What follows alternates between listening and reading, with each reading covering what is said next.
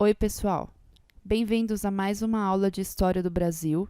Hoje vamos falar sobre o governo democrático de Getúlio Vargas. O segundo governo de Getúlio Vargas estendeu-se do ano de 1951 até 1954, quando ele morreu. Foi caracterizado por uma política econômica que priorizou o nacional-desenvolvimentismo. Isso foi o motivo que causou uma grande crise política em seu governo, além da insatisfação da população com o aumento do custo de vida.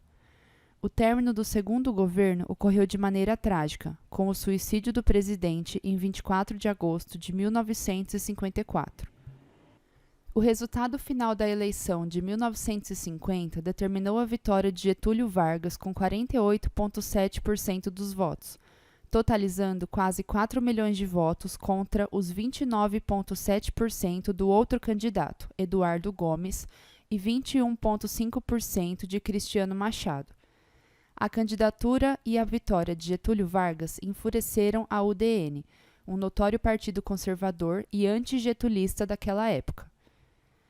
Iniciavam-se aqui os anos de forte crise política que caracterizaram o segundo governo de Getúlio Vargas. Ao assumir a presidência no ano de 1951, Getúlio encontra um Brasil diferente daquele que conheceu em 1930 em seu primeiro governo. A agricultura de exportação ainda era um fator de renda para a economia nacional, mas o Brasil da década de 50 já possuía uma economia relativamente diversificada, com o processo de industrialização e urbanização já desencadeado e passando a desempenhar um papel mais importante. O debate político durante o segundo governo de Getúlio Vargas concentrou-se principalmente na questão do desenvolvimento econômico do Brasil. Esse debate gerou uma divisão muito clara nos quadros políticos brasileiros entre aqueles que defendiam o desenvolvimento de uma forma mais nacionalista e aqueles que defendiam o desenvolvimento do Brasil sob a influência do capital internacional. Essa divisão manifestou-se, sobretudo, na exploração de recursos considerados essenciais para o desenvolvimento da economia do país na época, o petróleo e a energia elétrica. Durante seu governo, Vargas desenvolveu a campanha do petróleo, que defendia a exploração desse recurso a partir do monopólio estatal. A campanha do petróleo mobilizou diferentes grupos da sociedade brasileira que defendiam que a exploração do petróleo era uma questão de soberania nacional. Com o tema "O petróleo é nosso", a campanha do governo pela criação de uma empresa estatal para a exploração do petróleo deu resultado, e assim, no ano de 1953, nasceu a Petrobras.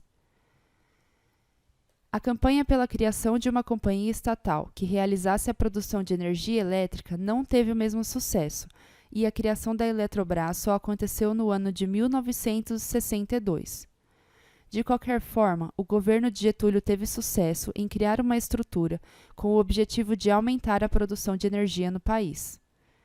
No entanto, o projeto nacionalista que propunha maior intervenção do Estado como regulador da economia desagradou os grupos internos que não viam com bons olhos a intervenção estatal e grupos internos que não tinham interesses econômicos alinhados com o capital internacional. Essa oposição desses grupos contra o projeto político-econômico do governo de Vargas foi encabeçada pela UDN, um partido de orientação conservadora que era defensor de maior influência do capital estrangeiro na economia brasileira. O papel da UDN como força de oposição consolidou-se na medida em que a inflação e o custo de vida aumentaram nos anos do governo de Vargas. O crescimento desses indicativos, naturalmente, tinha impacto maior sobre a vida dos trabalhadores pobres, que passaram a manifestar a sua insatisfação. A postura de Vargas foi a de nomear João Goulart, que possuía uma excelente articulação com grupos sindicais, como ministro do Trabalho. Essa nomeação enfureceu a oposição udenista, que passou a acusar o governo de Vargas de planejar implantar uma república sindicalista no Brasil, o que naturalmente era falso. A atuação de João Goulart como ministro do Trabalho durou 8 meses aproximadamente. Para acalmar os ânimos da oposição, Vargas demitiu João Goulart do cargo, mas não sem antes aprovar a proposta de João Goulart de aumentar o salário mínimo em 100%. Esse aumento enfureceu a UDN, a classe média e os empresários, além dos militares, que eram negligenciados pelo governo, principalmente no que dizia respeito a salários e equipamentos.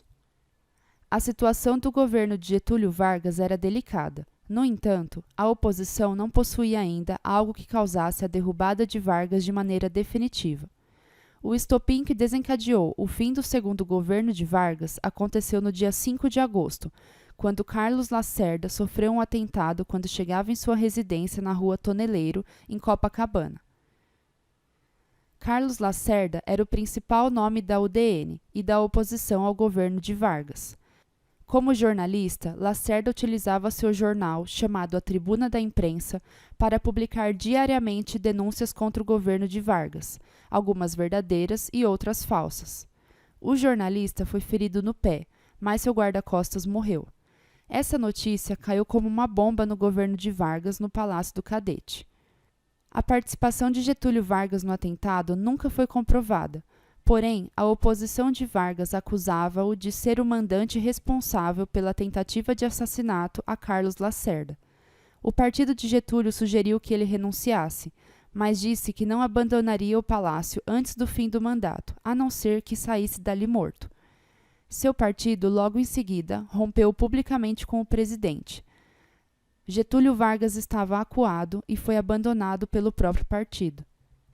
Então, na manhã de 24 de agosto de 1954, Getúlio Vargas, isolado em seu quarto, cometeu suicídio ao atirar contra o próprio peito. A notícia do suicídio de Vargas sensibilizou a população. Muitos, aos prantos, foram às ruas chorar a morte do presidente. A reação das massas foi tanta que diversos símbolos da oposição ao governo foram atacados. Carlos Lacerda, por exemplo, teve que fugir às pressas do Rio de Janeiro. Getúlio Vargas deixou uma carta-testamento que manifestou sua posição política, colocando-se como mártir. O velório de Vargas foi acompanhado por 1 milhão de pessoas e a oposição udenista saiu sensivelmente enfraquecida após o suicídio do presidente. A sucessão do mandato foi realizada pelo vice de Vargas, Café Filho. A morte de Getúlio Vargas gerou forte comoção popular.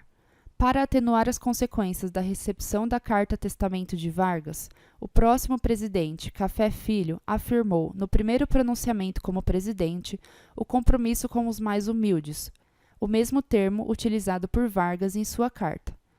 No pronunciamento à nação, Café Filho discursou ao modo de Vargas e, para as pastas ministeriais, indicou preponderantemente políticos da União Democrática Nacional, a UDN, que era ferrenha opositora do presidente antecessor. As disputas políticas nos partidos e nos meios militares geraram uma crise sucessória na presidência da República quando Café Filho ficou doente, com complicações cardiovasculares e teve de se ausentar do cargo. Desse modo, foi colocado no comando do país o presidente do Senado, chamado Nereu Ramos, que governou interinamente até a posse do próximo governo eleito, de Juscelino Kubitschek. Agora, vamos fazer uns exercícios para fixar o tema que a gente acabou de conversar. Primeiro exercício. Apesar das pressões e da inexistência, a essa altura, de uma sólida base de apoio ao seu governo, Getúlio equilibrava-se no poder. Faltava à oposição um acontecimento suficientemente traumático que levasse as Forças Armadas a ultrapassar os limites da legalidade e depor o presidente. Esse acontecimento foi proporcionado pelo círculo dos íntimos e de Getúlio. A respeito do trecho acima, qual foi o acontecimento que levou ao desmoronamento do segundo governo de Getúlio Vargas? A. Vazamento da proposta de criação da Petrobras. B. Nomeação de João Goulart como ministro. C. Escândalos de corrupção envolvendo propriedades ilegais de Vargas denunciado pelo jornal Tribuna da Imprensa. D. Atentado da Rua Toneleiro organizado contra Carlos Lacerda. Ou E. Envolvimento clandestino de familiares de Getúlio Vargas com partidos comunistas. A resposta dessa questão é a alternativa D. Foi o atentado da Rua Toneleiro que causou o desmoronamento do segundo governo de Getúlio Vargas, pois todo mundo culpou Getúlio, apesar de nunca existirem provas de que ele encabeçou o atentado contra Carlos Lacerda. A alternativa certa é a alternativa D. Segunda questão. Em seu segundo governo, Getúlio Vargas sofreu uma forte pressão política por parte de setores conservadores da sociedade. O principal partido que polarizou essa oposição foi a União Democrática Nacional, a UDN, que tinha como mais destacado líder João Goulart, Café Filho, Luiz Carlos Prestes, Carlos Lacerda ou Juscelino Kubitschek. A resposta dessa questão é a alternativa D. Carlos Lacerda era o principal líder do partido União Democrática Nacional, a UDN, que era contra Getúlio Vargas. Terceiro exercício. A criação da Petrobras, empresa controlada pela União e administradora do monopólio do petróleo, foi representativa da política econômica adotada por Getúlio Vargas, que a. atraiu capitais estrangeiros para acelerar o crescimento industrial. B. Imprimiu ao país uma orientação nacionalista. C. Priorizou o crédito ao setor agrícola através do BNDE. D. Contou com amplo apoio do empresariado nacional e multinacional. Ou E. Sofreu severa oposição dos sindicatos, contrária ao apoio dispensado ao empresariado. A resposta certa é a alternativa B. A criação da Petrobras trouxe para o Brasil uma orientação nacionalista, de valorização dos produtos nacionais. Alternativa certa, alternativa B. Getúlio Vargas ocupou um lugar de destaque na política brasileira no século XX, apesar da campanha oposicionista que sofreu no seu último mandato como presidente da República. Seu suicídio, acompanhado da sua carta-testamento, comoveu parte expressiva da sociedade brasileira. No seu último governo, A. Desvinculou-se do PTB, partido que era antes sua base política. B. Aprovou a lei que criava a Petrobras. C. Lançou as bases para a construção da Companhia Siderúrgica Nacional. D. Abandonou o discurso nacionalista, envolvendo-se com capital externo. Ou E. Criou uma eficiente legislação social. A alternativa certa é a alternativa B. No último governo, Getúlio Vargas aprovou a lei que criava a Petrobras. A alternativa A não está certa porque não foi Getúlio que se desvinculou do partido, ele foi abandonado pelo partido.